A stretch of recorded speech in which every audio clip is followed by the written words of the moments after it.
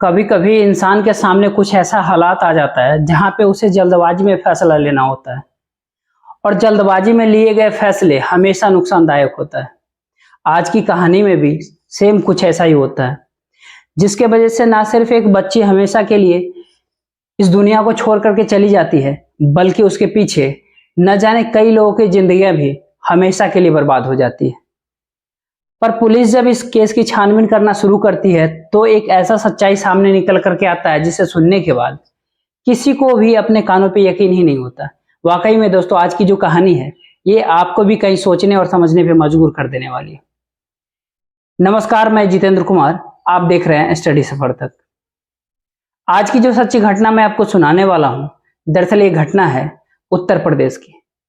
उत्तर प्रदेश का एक जिला पड़ता है जालौन, और इसी जालौन का एक थाना पड़ता है माधोगढ़। माधोगढ़ थाने के अंतर्गत एक गांव आता है सिरसा दोगरी, और इसी सिरसा दोगरी गांव के रहने वाला ओम प्रकाश दुबे। ओम प्रकाश की पत्नी बहुत साल पहले इस दुनिया को छोड़ करके जा चुकी है। ओम प्रकाश का इकलौता बेटा अश्वनी दुबे, जिसकी उम्र है 27 वर्ष। अश्वनी की पत्नी का नाम राधा, राधा जिसकी उम्र है 25 साल। अश्वनी के टोटल 2 बच्चे हैं, जिसमें एक बेटी और एक बेटा। बेटी के नाम सानी, जिसकी उम्र है लगभग 5 वर्ष, और एक छोटा बेटा जिसकी उम्र है लगभग 3 साल के आसपास। ओम प्रकाश जो कि लोगों के खेत में काम किया करता है, वहीं उसका बेटा अश्वनी दिहाड़ी मजदूरी का काम करता है। दोनों मिलकर के थोड़े बहुत पैसा कमाता है और बड़ी मुश्किल से अपने परिवार के साथ गुजारा करते हैं। अश्वनी जो कि अपने बेटी सानी से बेइंतहा मोहब्बत करता है। शाम के वक्त हाराथा का जब भी घर पे आता है, अपनी बच्ची के चेहरे पे एक बार मुस्कुराहट जब देखता है, उसके सारी थकान दूर हो जाती है। बात कर रहा हूं मैं 4 अप्रैल 2023 की शाम के करीब 6 बजे के आसपास। अश्वनी हर रोज की तरह काम करके जब घर पे पहुंचता है तो घर पे अपनी बच्ची को नहीं देख पाता है, इसीलिए अपनी पत्नी राधा से पूछताछ करता है। राधा कहती है कि अपनी वो दादा के साथ दलान में खेल रही है। अश्वनी अपने पिता के पास जाता है और अपने पिता से भी सानी के बारे में भी पूछताछ करते। ओम प्रकाश कहता है कि सानी मेरे पास थी तो, लेकिन 2 बजे के आसपास वो घर चली गई। अश्वनी कहता है कि सानी घर पे भी नहीं है। उसके बाद से अश्वनी का पूरा परिवार सानी की हर जगहों पे तलाश करना शुरू कर देता है। अपनी पूरी कोशिश कर लेते हैं, लेकिन सानी का कहीं कुछ अता पता नहीं चलता, और देखते ही देखते लगभग 2 घंटे का समय गुजर जाता है। 8 बजे तक जब सानी का कहीं कुछ अता पता नहीं चलता है तो आखिरकार अश्वनी लोकल थाने में जाता है और अपनी बच्ची का गुमशुदगी का रिपोर्ट दर्ज करा देता है। पुलिस जैसे ही गुमशुदगी का रिपोर्ट दर्ज करती है, पुलिस भी इस केस को काफी सीरियस तरीके से लेती है, क्योंकि मामला 5 साल की बच्ची का था। पुलिस अपने टीम के साथ उसी वक्त ही अश्वनी के गांव में जाती है और गांव के तमाम एरियो में सानी की तलाश करती है, लेकिन सानी का कहीं कुछ अता पता नहीं चलता है। पुलिस उस गांव के कुछ छटे हुए बदमाश को भी पकड़ती है, उनसे भी सानी के बारे में पूछताछ करती है, लेकिन सबके सब एक ही जवाब देते हैं कि साहब हमें सानी के बारे में कुछ भी पता नहीं। लेकिन पुलिस भी अपने जिद से पीछे नहीं हटती है। पुलिस को डर सताने लगता है कि कहीं बच्ची के साथ कुछ गलत ना हो जाए। पुलिस गांव से ही थोड़ी दूर पे एक पुराना हॉस्पिटल का मकान पड़ा था। ढूंढते ढूंढते उस हॉस्पिटल तक पहुंचती है तो देखती है कि हॉस्पिटल के बगल में ही केले के झाड़ियों में एक सफेद चादर में लपटे हुए बच्ची का डेड बॉडी पड़ा हुआ। पुलिस जैसे उस डेड बॉडी को देखती है, वहां पर सानी के पिता अश्वनी को बुलाती। अश्वनी जब वहां पे पहुंचता है, उस डेड बॉडी को जब देखता है, देख करके चीख चीख करके रोने लगता है, और रोते हुए पुलिस वालों से कहता है कि साहब ये कोई और नहीं बल्कि मेरी ही बेटी सानी है। आखिरकार सानी का शिनाख्त हो जाता है, और लेकिन इस बात का जानकारी जब अश्वनी की पत्नी राधा को जो मालूम चलता है तो राधा का रोकर रोकर बुरा हाल ही नहीं होता, बल्कि वो बेहोश हो जाती है। गांव वाले कैसे भी राधा को संभालते हैं। पुलिस जब सानी की डेड बॉडी को चेक करती है तो पता चलता है कि उसे चोट या कोई घाव का निशान उसके शरीर पर, उसके नाक से हल्का सा खून बह रहा था, जिसे देख करके साफ लग रहा था कि शायद सानी के नाक और मुंह और दबा करके हत्या की गई थी। पुलिस सबसे पहले सानी की डेड बॉडी को अपने कब्जे में लेती है और उसे पोस्टमार्टम के लिए भेज देती है, और फिर अश्विनी की ही तहरीर पे धारा 302 के तहत मुकदमा दर्ज करती है और इस केस की छानबीन करना शुरू कर देती है। पुलिस इस केस की छानबीन करते हुए अपने तमाम कोशिश कर लेती है, लेकिन अपराधियों का कहीं कुछ अता पता नहीं चलता, और देखते ही देखते और 2 दिन का वक्त गुजर जाता है। पुलिस के दिमाग में एक बार बार बार खटकने लगता कि आखिरकार कोई व्यक्ति सानी का अपहरण क्यों करेगा, क्योंकि उसके घर परिवार वाले पैसों से इतना मजबूत भी नहीं थे।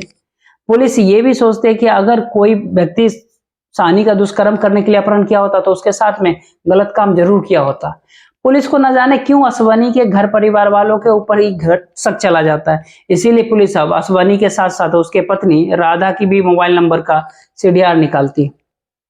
पुलिस जब दोनों के मोबाइल नंबर का सीडीआर चेक करती है तो असवानी के सीडीआर से तो कुछ नहीं मिलता है, लेकिन राधा के सीडीआर में एक नंबर ऐसा मौजूद था जिसपे राधा पिछले कई महीनों से लगातार बातचीत करते आ रही थी।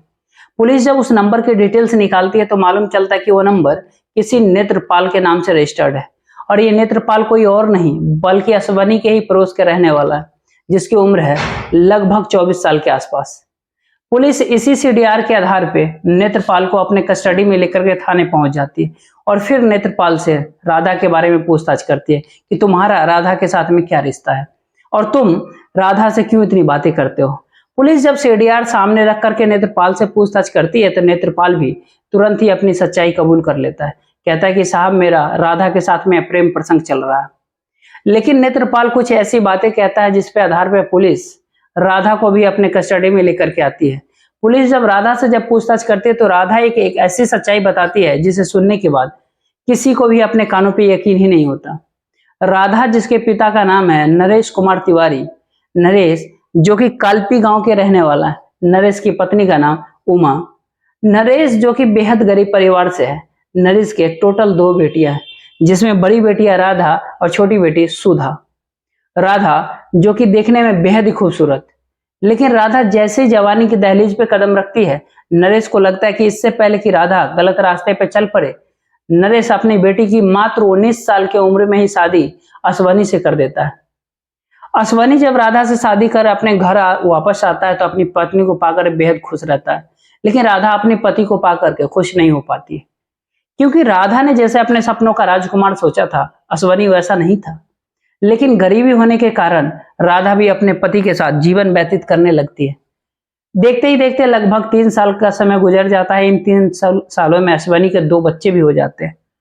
लेकिन इसके बाद से असवानी जब काम पे चला जाता है, उसके पिता भी लोगों के खेत में किसानी करने के लिए चले जाते हैं। राधा को किसी भी चीज की जरूरत पड़ता है तो अब राधा ही मार्केट जाने लगती है। एक दिन राधा जब मार्केट में सामान खरीदने के लिए जाती है तो वहीं पे उसकी मुलाकात नेत्रपाल से होती है। हालांकि नेत्रपाल राधा को पहले से ही जानता था, राधा को जानता ही नहीं था बल्कि राधा की खूबसूरती का दीवाना हो चुका था। लेकिन नेत्रपाल को कभी मौका ही नहीं मिला था कि राधा से वो बातचीत कर सके। आखिरकार नेत्रपाल को भी मार्केट में एक मौका मिल जाता है और वो राधा के पास पहुंच जाता है और फिर राधा से बातचीत करने लगता है। बातचीत ही नहीं करता है बल्कि राधा से कहता है कि भाभी लाओ, आपका सामान मैं घर पे पहुंचा देता हूँ। राधा भी नेत्रपाल को नहीं मना कर पाती है और आखिरकार नेत्रपाल की राधा के सामान लेकर के उसके घर पे पहुंच जाता है। उसके बाद से अब से नेत्रपाल अक्सर राधा के घर आना जाना शुरू कर देता है। जब उसके घर पे जाता है, भाभी के रिश्ते की वजह से ही हंसी मजाक भी करने लगता है। नेत्रपाल हंसी मजाक कभी कभी कुछ ऐसी बातें कह देता है कि हंसी मजाक में राधा को सुन नेत्रपाल चाहता क्या है ये राधा को भी देर नहीं लगती समझने में। तब तक राधा भी नेत्रपाल को पसंद करने लगी थी। बार बार उसके घर आते जाते आखिरकार राधा और नेत्रपाल दोनों एक दूसरे के करीब आ जाते हैं और फिर राधा और नेत्रपाल के बीच में प्रेम प्रसंग शुरू हो जाता है। जैसे ही दोनों के बीच में प्रेम प्रसंग शुरू होता है, उसके बाद से अब नेत्रपाल अक्सर राधा के घर पे जाता है और उसके घर में ही दोनों के बीच में संबंध बनना शुरू हो जाता है। ये सिलसिला एक बार शुरू तो हो जाता है, लेकिन इस बात की जानकारी न तो राधा के पति को पता चलता है और न ही उसके ससुर को मालूम चलता है। नेत्रपाल अक्सर राधा के घर पे तभी जाता है जब राधा के पति और ससुर घर पे नहीं होते।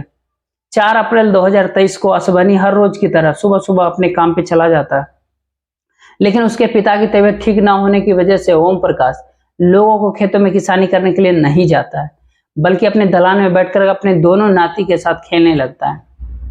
जैसे ही दोपहर का वक्त होता है, इधर नेत्रपाल काफी नशे में राधा के घर पे पहुंचता है और उस वक्त राधा भी अपने घर में अकेली थी। राधा जब अपने सामने नेत्रपाल को देखती है तो देखकर बेहद ही खुश होती है। दरअसल नेत्रपाल और राधा दोनों एक दूसरे को देखकर इस कदर से खुश होते हैं कि घर का दरवाजा बंद करना भी भूल जाते हैं और घर के आंगन में ही दोनों के बीच में संबंध बनना शुरू हो जाता है। लेकिन तभी उसी वक्त अश्वनी की बड़ी बेटी सानी अचानक घर में एंट्री कर जाती है। सानी जैसे ही आंगन में एंट्री करती है, दोनों को आपत्तिजनक स्थिति में देख लेती है और देखकर चीखने चिल्लाने लगती है। सानी जैसे चीखने चिल्लाने लगती है, नेत्रपाल तुरंत उसको उठता है और सानी का मुंह दबा देता है। मुंह तो दबा देता है, जिसकी वजह से सानी की आवाज रुक जाती है। लेकिन राधा को अब डर सताने लगता है कि शाम के वक्त जब उसका पति घर पे आएगा, सानी ये सारी सच्चाई अपने पिता से बता देगी। अब राधा को डर सताने लगता है कि जैसे ही सच्चाई अब लोगों को मालूम चलेगा, वो किसी को अपना मुंह दिखाने लायक नहीं रहेगी। राधा के सामने ज्यादा समय भी नहीं था, इसीलिए राधा और नेत्रपाल दोनों मिलकर के जल्दबाजी में एक फैसला लेते हैं। राधा ही खुद नेत्रपाल से कहती है कि इस बच्ची को हमेशा के लिए इस दुनिया से हटा देते हैं, ना रहेगी बांस और ना बजेगी बांसुरी। और इतना ही कह करके राधा और नेत्रपाल दोनों मिलकर के सानी का मुंह और नाक दोनों दबा देते हैं, जिसकी वजह से सानी की घटनास्थल पे ही मौत हो जाती है। उसके बाद से दोनों अपने आप को बचाने के लिए सानी की डेड बॉडी को एक सफेद चादर पर लपेटकर और उस वक्त अपने घर से बाहर निकलते हैं, जब निकलते वक्त गांव का कोई व्यक्ति उन्हें देख नहीं पाता। और आखिरकार सानी की डेड बॉडी को लेकर के अपने गांव से थोड़ी दूरी पे पुराने हॉस्पिटल के पास जाते हैं और केले के झाड़ी में सानी की डेड बॉडी को फेंक कर अपने घर वापस चले आते हैं। वाकई में राधा जब पूरी कहानी पुलिस वालों को बताती है, तो इसे सुनने के बाद पुलिस भी कुछ देर तक राधा की तरफ देखते ही रह जाती है। फिलहाल पुलिस ने राधा की तहरीर पर राधा और नेत्रपाल दोनों को अपने कस्टडी में लेकर इन दोनों में गंभीर धाराओं में मुकदमा दर्ज करके जेल भेज दिया है। जब ये असलियत गांव वालों को पता चलता है, तो किसी को अपने कानों पर यकीन ही नहीं होता कि एक माँ अपनी ही बेटी के साथ में इस तरह के कदम कैसे उठा सकती है। दोस्तों, इस पूरी घटना के बारे में आप क्या सोचते हैं? आप अपनी राय हमें कमेंट में जरूर दीजिएगा। तब तक के लिए जय हिंद, जय भारत।